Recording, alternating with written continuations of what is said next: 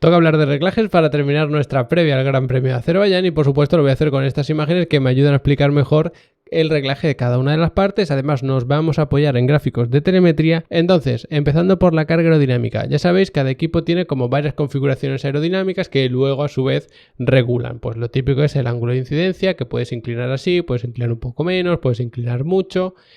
Azerbaiyán es un circuito de carga aerodinámica baja o medio baja.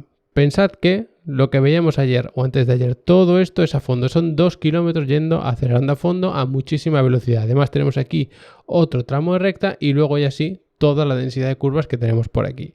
Por lo tanto, si tienes más carga aerodinámica, es verdad que en toda esta parte del circuito vas a ganar tiempo, pero es que aquí estás muerto. Además es un tiempo que puedes perder y no recuperar de ninguna manera, porque tú vas acelerando a fondo sin girar y vas perdiendo tiempo. Por lo tanto, es un circuito en el que la carga aerodinámica es bastante baja. Eso sí, te puede ayudar a tener un poquito más cargado el alerón trasero. Recordad que se genera carga pues con el alerón trasero, con el alerón delantero y sobre todo, con el suelo del coche, que genera un efecto de succión que pega el coche al suelo para tener más agarre, ¿no? Pues en este Gran Premio, con ese cambio en el balance aerodinámico que puedes regular cuánta carga generas aquí y cuánta aquí, sí que se suele cargar un poquito más la parte trasera. Los que estéis en el simulador y estáis tocando reglajes, os recomiendo cargar un poquito más la parte trasera, porque así vais a tener mejor salida de curva media y lenta, es decir, la 1, la 2, la 3, la 4, la 6, la 7, la 12, la 15 y la 16.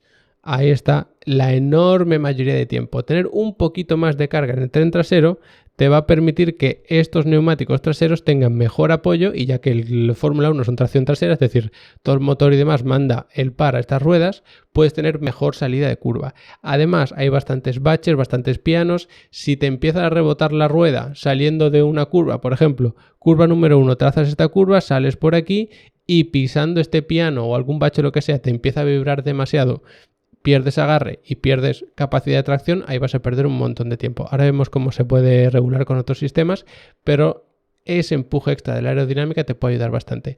Es verdad que tener un balance aerodinámico atrasado suele inducir ciertos subvirajes, sobre todo en curvas de alta velocidad, es decir, que el coche como que le cuesta más girar, pero es algo que incluso te puede beneficiar, porque pensad que en este circuito, si tienes mucho subviraje y te vas como largo en todas estas curvas de velocidad media, por supuesto vas a sufrir un montón, pero no dejan de ser curvas de velocidad media o incluso baja, entonces el efecto de la aerodinámica no influye tanto. Sin embargo, sí que ese extra de apoyo en la parte trasera te puede ayudar bastante. Así resumido mucho, por supuesto habría que matizar cosas, pero sí para que todos nos entendamos. Que por supuesto, si no tenéis conocimientos de reglaje, ni mecánica, ni aerodinámica, ni nada de esto y queréis aprender más, sabéis que en Level Up Academy tenéis más de 50 cursos, 30 masterclasses, el soporte para dudas, los certificados, los setup para Sim Racing, tenéis absolutamente todo. Además, ahora estamos de promoción, solo septiembre como estreno del nuevo curso, y si os suscribís un año, 3 meses os van a salir gratis. Así que de verdad, si ya era barato antes, ahora todavía más en este mes de septiembre, así que de verdad aprovechad esta oportunidad. Seguimos con nuestro análisis de los reglajes. Pasamos a las suspensiones. Las suspensiones de un Fórmula 1 se pueden regular tanto por cada una de las ruedas como cada uno de los ejes, cómo se comprime o expande, y cada uno de los ejes cómo se comporta ante el balanceo, es decir, cuando el coche se inclina así hacia un lado o hacia otro. Esto hace que evidentemente sea muy completa la regulación del reglaje de un Fórmula 1. En este trazado hay que buscar que el coche se enrosque bien en estas curvas, por lo tanto tener un poco más de balanceo en el tren delantero no suele ser algo negativo, pero por supuestísimo, sí o sí, hay que controlar los baches y los pianos, que las suspensiones absorban bien toda esa energía que se genera, porque además las presiones mínimas que pone Pirelli, fabricante de neumáticos, para este circuito son muy altas, 25,5 PSI detrás, 26,5 PSI delante, sobre todo las traseras. La presión mínima es muy alta, por lo tanto un neumático que intenta proteger con las presiones para que no se deforme tanto y demás va a rebotar más. Es como tener un muelle aquí más rígido. De hecho, los neumáticos se cuentan como elemento de la suspensión, pues es un muelle más rígido todavía y las suspensiones tienen que contar con ello. Os pongo otro ejemplo por cambiar un poco de curva. Si tú sales de aquí, que encima esta zona de raíz es una recta más o menos importante, te apoyas en este piano y el neumático empieza a rebotar un montón, no se disipa esa energía y demás, puede que el coche pierda la parte trasera, termines contra el muro, que pierdas agarre, tengas que soltar el acelerador y luego empezar a dar gas otra vez y con ello perder un montón de tiempo. En fin, que no te lo puedes permitir. Las suspensiones que tienen que trabajar mucho con eso. Y además hay una cuestión importante, y es que como puedes controlar cómo se van comprimiendo cada uno de los ejes, puedes poner bueno, se le llama Heave Spring, es como un muelle que actúa normalmente a compresión cuando se está bajando un eje y a expansión cuando se está subiendo ese eje, ¿no? Es decir, cuando se están expandiendo las suspensiones, puede estar al revés configurado en función de si es pull rod, push rod o lo que sea, pero para que nos entendamos, tienes un muelle que se va a comprimir o expandir en función de si el eje completo se comprime y se expande. ¿Dónde está el truco aquí, por llamarlo de alguna manera? Que en toda esta zona, si tú tienes el coche alto, pero ese elemento lo pones poco rígido, muy blando, la carga aerodinámica va a ir empujando hacia abajo el coche y cada vez va a ser más bajito, de tal forma que en toda esta recta el coche puede ser más bajito y por lo tanto más eficiente aerodinámicamente hablando, es decir, te va a generar menos drag. Problema, hay muchos baches y es bastante fácil que llegue a rebotar. Otro concepto importante, más de chasis y demás, no me quiero entretener mucho con eso, por supuesto, como siempre, tema de alineaciones. Tener divergencia delante te ayuda incluso a entrar en curva, pero también a frenar el coche siempre que estemos dentro de unos límites. Pasa lo mismo con la convergencia trasera y es uno de esos circuitos en los que tener una alineación agresiva te ayuda. La convergencia trasera para equilibrar el coche, para que cuando aprietas el acelerador el coche no se descontrole, y la divergencia delantera para que el coche se enrosque fácil en esta curva de velocidad media y baja, porque recordad que tenemos un balance aerodinámico atrasado que induce un poquito de subviraje. Entonces con esto lo compensamos y hacemos el coche muy ágil. Y luego el diferencial, que controla cómo desbloqueadas o desbloqueadas están las ruedas traseras, sí que suele interesar un diferencial bloqueado, porque si en ese piano exterior que tú has pisado con una rueda y la otra no, equilibras el empuje de ambas ruedas, vas a tener mucho empuje. Ahora, si lo desbloqueas, la rueda que pierde un poco de agarre se lleva más par y entonces pierdes empuje. Lo que pasa es que puede tener un sobreviraje brutal como si fuese un coche de drifting, ¿no? Que sueldan los diferenciales. Pues algo así sería un caso más extremo. Y ya por terminar, el tema de los frenos, se necesita una refrigeración bastante amplia para toda esta zona del circuito, sobre todo.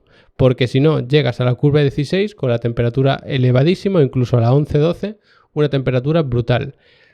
Luego, ese aire que dedicas a refrigerar todos los discos, es decir, aire que llevas por aquí estos conductos de refrigeración y por aquí, también a la parte trasera por supuesto, te genera drag. Entonces estás refrigerando en toda esta zona para que luego en esta recta tengas el problema del drag y encima estés refrigerando mucho cuando te da igual, porque al final esta recta no se está frenando, está entrando muchísimo aire, se enfrían un montón. Pero es que no te queda otra porque no puedes sufrir problemas de sobretemperatura por aquí o por aquí de los frenos porque entonces vas a perder un montón. Así que el tema de la refrigeración de los frenos es muy interesante porque necesitas encontrar cierto balance en ese sentido. Luego, hablando de balance precisamente, ¿cómo se controlaría el balance de freno? Es decir, cuánto se frena de detrás y cuánto de delante. Ya sabéis que si adelantas el balance de freno, normalmente la frenada es más segura, más eficiente. Si atrasas el balance, consigues que el tren trasero se deslice un poquito más y por lo tanto si estás girando el coche tienda como a enroscarse porque el tren trasero viene por aquí mientras que el delantero hace así, entonces tendrías el coche así colocado, ¿no? Por explicarlo de forma rápida.